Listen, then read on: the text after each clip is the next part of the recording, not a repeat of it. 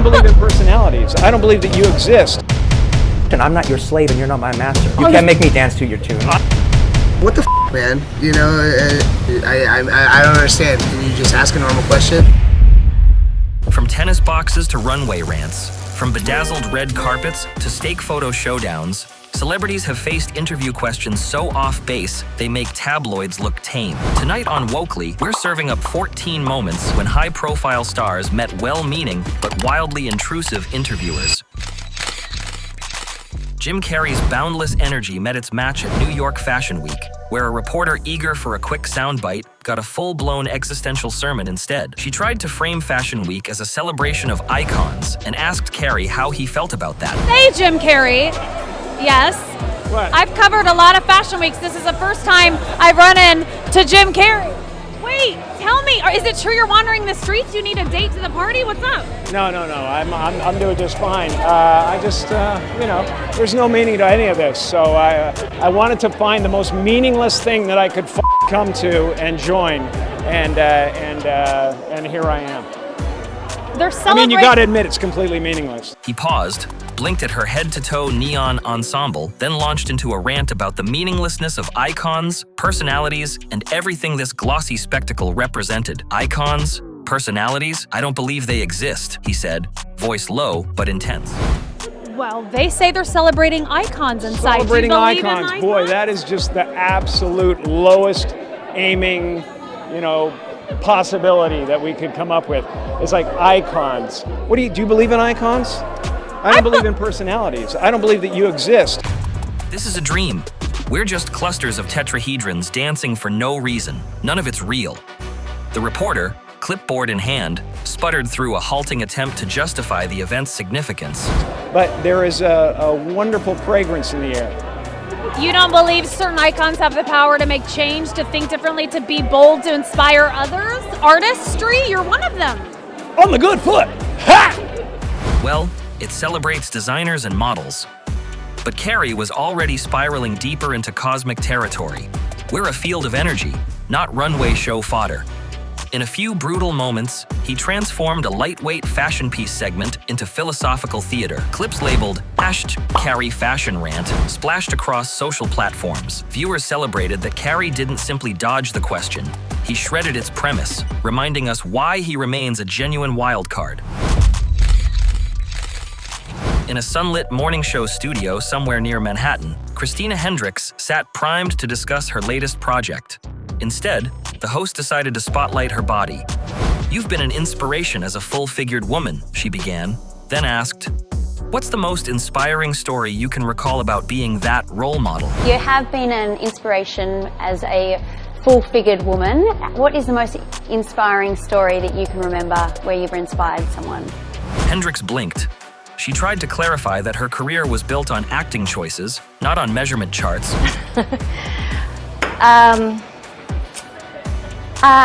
I don't know. But the host, oblivious, repeated, "Yes, but as a full-figured woman, don't you feel a special responsibility?" You've been known as an inspiration for women, as being a full figure. What is the most... I mean, you just said it again. It's just sort of... Hendricks took a breath, her voice steady. "My work, my roles, that's why people look up to me, not my jean size." The host spluttered, trying to regain footing. "But you still inspire?" Hendricks cut in firmly. "I'm inspiring you by doing my job, not by conforming to labels. Can we talk about the film?" Studio cameras caught the host's reddened face as Hendricks pivoted gracefully back to her role preparation. Clips under Hendricks' shutdown raced across fashion and entertainment blogs, sparking debates on celebrity objectification and reminding hosts that compliments come in many dimensions, but interviews demand respect, not regression. Picture a daytime panel bathed in pastel hues, coffee cups on the table, producers off-camera fidgeting with cue cards. Matthew McConaughey is in an interview slot meant to be a breezy chat about his favorite sports moments. He mentions sitting in Novak Djokovic's VIP box, marveling at how Djokovic's parents cheered him on. A heartwarming vignette about family, triumph, and resilience. Joy Behar, perched forward, fired a follow-up. "So, If you ran for office in Texas as an anti-gun candidate, you think you'd stand a chance? Do you think you could get elected in Texas being anti-gun? Do I think I could get elected in Texas being anti-gun? One thing about if me in politics is to give you a direct statement right there is be playing a game that I'm not interested in playing. Okay, to give you a direct statement right there. The audience shifted. You could feel McConaughey's comfortable drawl tense into something taut. He gave a direct, "I'm not playing that game" clarification. Politics, he said, was personal, not promotional fodder. But Behar pressed on. You think voters there would embrace your stance? McConaughey's grin vanished. He repeated calmly that he wasn't there to pick fights, that some conversations were better saved for another day. Still, before cutting loose, he offered a measured critique of divisive questioning. Social feeds lit up under hashtag McConaughey Behar, praising him for balancing openness with setting a boundary. By the end, people were talking about gateway to Texas politics versus celebrity overreach, and McConaughey walked away with his reputation intact, proof that a little Texan steel can diffuse the daytime heat. Imagine a theater foyer, the buzz of cinema lovers echoing off marbled walls. Quentin Tarantino, legendary provocateur, is poised to chat about his latest film. Instead, a reporter asks, "Don't you think your on-screen violence incites real-world violence?" But why are you so sure that there's no link between enjoying movie violence and enjoying real violence? Tarantino's expression tightened. You could practically hear his jaw click into place. He leaned in as though sharing a confidential script note. "Do not ask me that question. I refuse. I'm not your slave, and you're not my master." I'm gonna tell you why I'm so sure. Do not ask me a question like that. I'm not biting. I refuse your question. Why?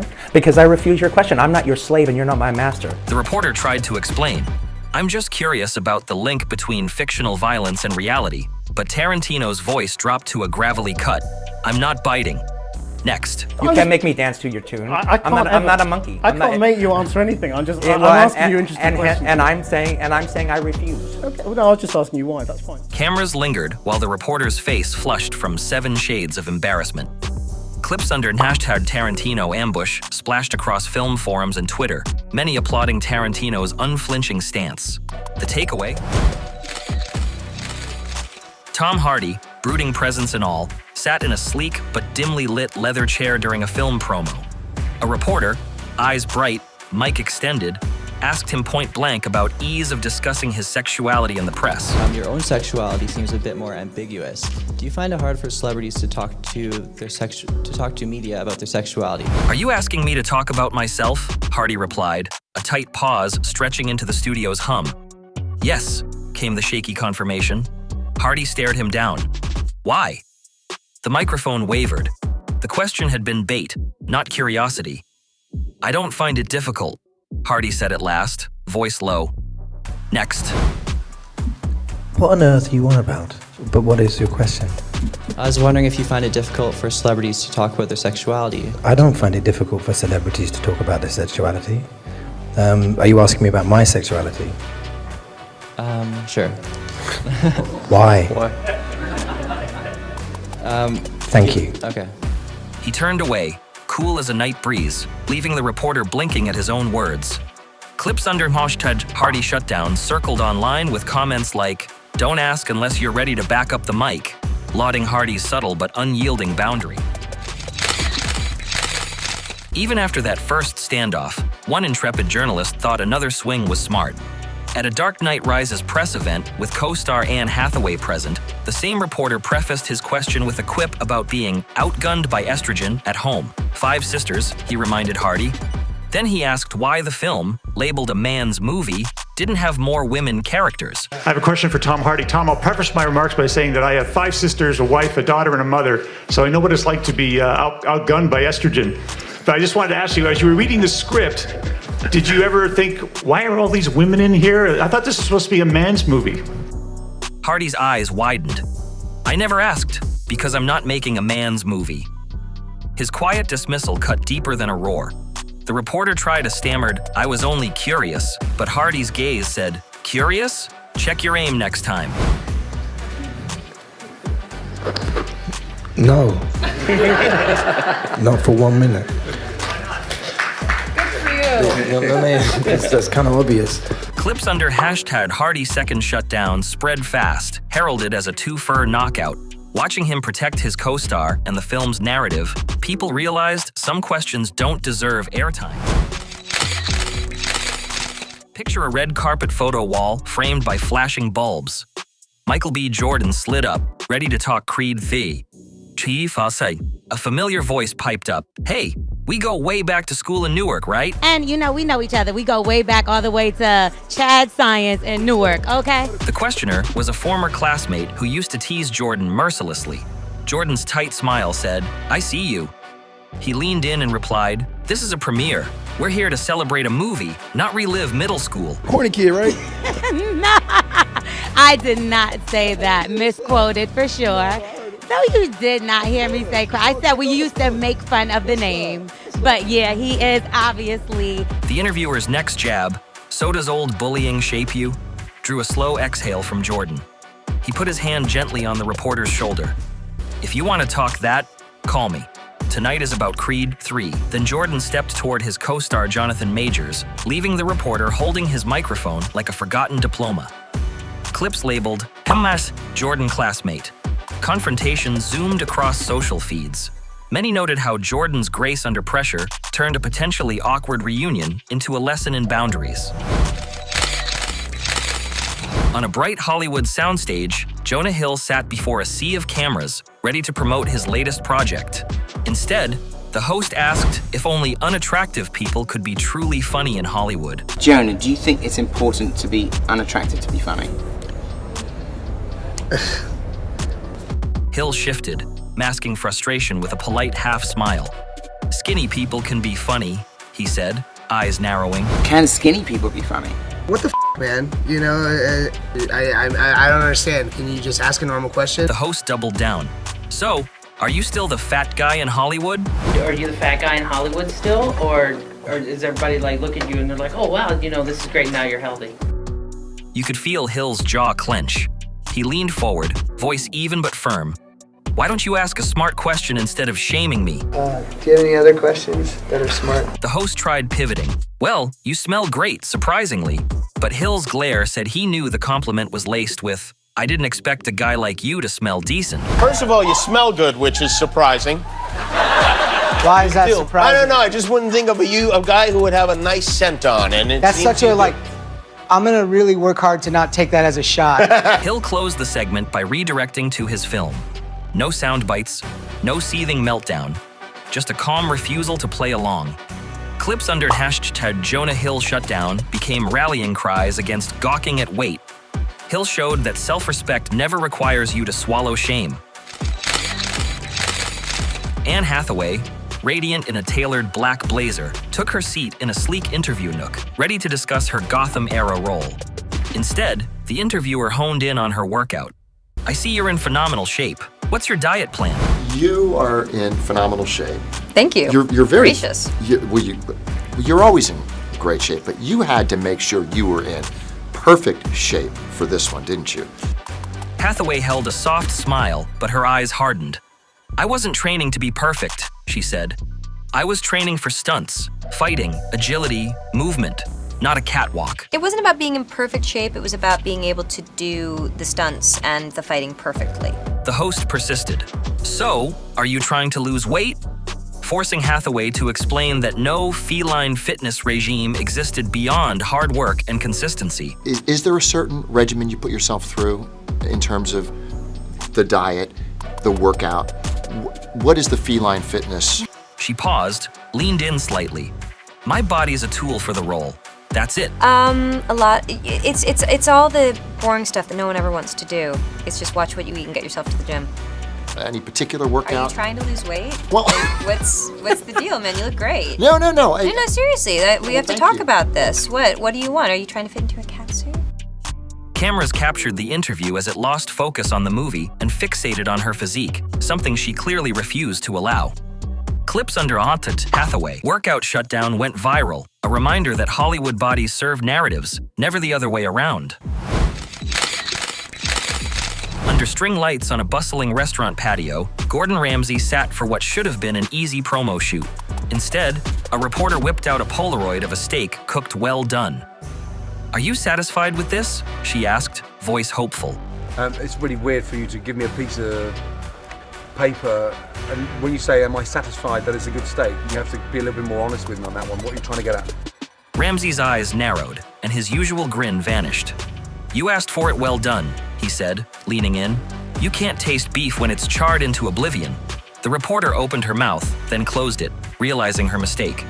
Ramsey continued, "You present me this photo and ask, 'Is that right?' I don't eat steak well done. You wanted a brick. Here's your brick." But you asked the steak to be cooked well done. And is that a well done steak? Oh, come on. What is this? I mean, where can you, I mean, keep on rolling. For legal reasons, this is absolutely crucial. But how sad is this, that you asked for a steak to be cooked well done, okay? Now, whatever quality of beef it is, it's gone past any form of taste when you've cooked it well done. So you present me with a picture, God bless you, and you say, "Is that right?" I don't eat steak well done. That's your prerogative because you're the customer. But unfortunately, you're never going to identify the quality of a beef when the steak is well cooked. So I'm really sorry to piss on your bonfire, but it's a bit of a stupid question. Thank you. Can I give you a paper back? Yeah. Oh my God. Thank you very much. I thought it was an intelligent interview. Cameras whirred as he handed back the photo and walked off. Clips tagged, "Charge Ramsey Steak Shut Down" lit culinary corners of the internet, spawning how to order steak tutorials and a new wave of never do that etiquette articles. Ramsey proved that a chef's reputation is measured by what they refuse to serve, not just what they plate. During press for Joker, theater lights spotlighted Joaquin Phoenix's pensive gaze. The reporter, voice upbeat, asked, "Can you tell me about your research process for Arthur Fleck?" The movie obviously is about the Joker, but it goes beyond that. It's really about the mental state he was in. Can you tell me a little bit about what research or what kind of what you did to prepare for this? Because this was really an intense performance. What was kind of the process of getting into that mindset? Phoenix's lips pressed into a slim line as he replied, "Isn't that old news?" A flicker of confusion crossed the reporter's face. "I've heard you talk about it before. 6 months now," Phoenix continued. "Do you have any new questions?" Isn't this old news? Isn't this old news? I feel like I've talked about this for 6 months. And thank you so much for asking that question. My publicist is telling me I just need to go home. That stillness was the crescendo. Months of repeating the same line made Phoenix weary. With that curt but polite response, he refused to resurrect rehearsed anecdotes. Clips under #PhoenixOldNews raced through movie forums, where fans lauded him for calling out stale questions. The moment underscored that an actor's promo circuit can become a revolving door of redundancy, and sometimes enough is enough. On a jam-packed theater lobby, foyer fans jostled for glimpses of Robert Downey Jr. as he greeted co-stars. Krishnan Guru Murthy, flashing a retro-style handheld mic, dove in with a question about Downey's political beliefs, referencing a past interview. "You once said after your incarceration, you couldn't go from a hotel suite to a penitentiary and understand it. Do you consider yourself liberal?" What I'd really like to ask you about a quote you gave to the New York Times, and I don't want to pry, so if you don't want to talk about it, it's fine. But what you said to the New York Times once was, it was after your incarceration, and you said you can't go from a $2,000 a night hotel suite to a penitentiary and understand it and come out a liberal. Downey's cool exterior flickered, his smile tightening. "I really don't." He paused, tone clipped. "We're here to promote a movie." Does that mean you're not a liberal, or that you came out of prison not being liberal? Are we promoting a movie? Guru Murthy pressed on, asking about Downey's relationship with his father, an emotional minefield. Downey's patience snapped. "I refuse your question. I'm not your slave. You're not my master." He swept his gaze to the throngs of cameras, played the mic snip image for all to see, and walked off. You've talked in other interviews again about your relationship with your father and the role of all of that in the dark periods you went through and taking drugs and drinking, all of that. And I just wondered whether you think you're free of all of that, or whether that's still something. I'm sorry, I really don't. What are we doing? Well, I'm just asking questions. That's all. Right. Okay. Bye. Thank you. I'm sorry. Take your mic. It's okay. Yeah, you're right. Thank you. You seem okay. It's just getting a little dinosaur in your. No, look, I don't want to do that. Thank you. Clips under Nench RDJ. Takedown. Reporter blew up with cheers for Downey's swift refusal and snide condemnation of invasive tactics. Tom Cruise sat in a crisp gray suit under studio lights that could blind the bravest soul. The conversation began on cruise control, chit-chat about his latest project, until a reporter veered into personal territory. Was Nicole Kidman the love of your life? Was Nicole the love of your life? Cruise exhaled, a polite steel tightening his gaze. He reminded everyone that they'd raised children together and co-parented after divorce. What do you mean, Peter? You were married for 10 years. Listen, we raised children. The host, undeterred, probed again. Do you still talk to Nicole? Cruise's voice dropped. You're stepping over a line now.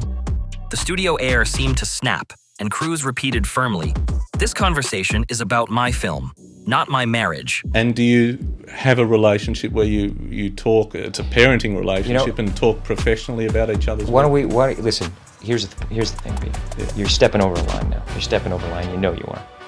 I suppose they're questions Peter, that people want to know. Peter, you want to know. Take responsibility for what you want to know. Don't say what other people. This is a conversation that I'm having with you right now. You're right. Okay, so I'm just telling you right now, okay?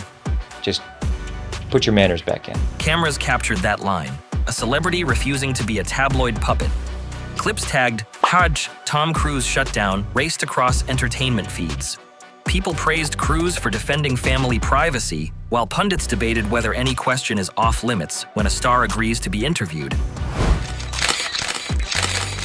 Megan Fox took her place in a bright studio, ready to discuss her new sci-fi thriller. Instead, the interviewer launched into an unsolicited compliment. There isn't a man alive who isn't in love with you, right? I don't know if there's I don't know if there's a man alive who's not in love with you in some way. Fox's cheeks tinted rose. You could see the polite cringe in her eyes. She tilted her head, voice cool.